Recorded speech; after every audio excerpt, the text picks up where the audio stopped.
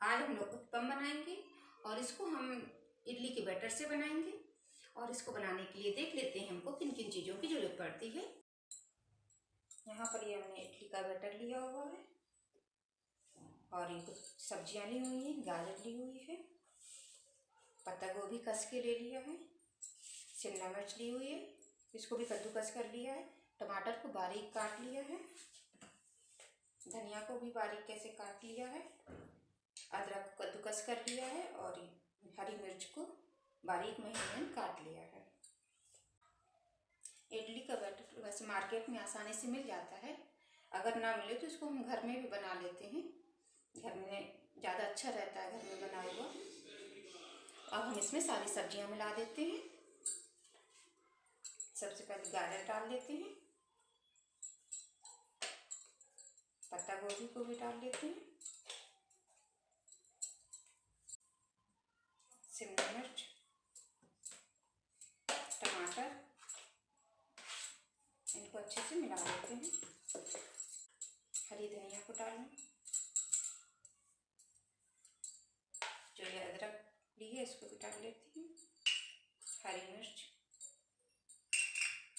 और नमक आप अपने टेस्ट के अनुसार डाल लें। थोड़ा सा इसमें हम तेल को डाल लेते हैं और इन सबको अच्छे से मिक्स कर लेते हैं।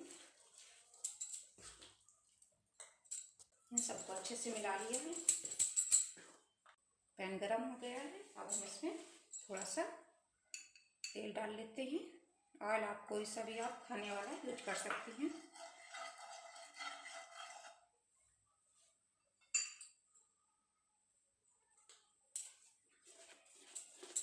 अब हम इसमें इसको डाल देते हैं।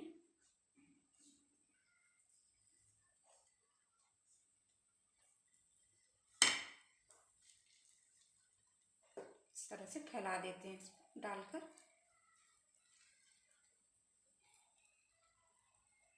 गैस को मीडियम कर देते हैं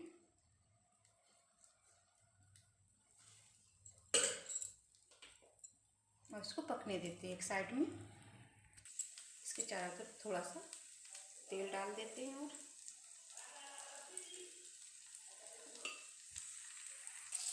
ये अब एक तरफ सिक गया है। अब हम इसको पलट लेते हैं। इसको पलट लिया है, इसको अच्छे से उस तरफ भी सिक जाने देते हैं। इसको सिकने में लगभग 2 से 3 मिनट लगते हैं। इसमें जो हरी सब्जियां डाली हैं वो अच्छे से पक जाएं। ऐसे पका लेते हैं दोनों तरफ अच्छे से। ये सिक गया है, अब हम इसको एक प्लेट में निकाल लेते हैं इसे। अब हम इसमें दूसरा डाल देते हैं बनने के लिए। इसी तरह से हम सारे बना लेंगे।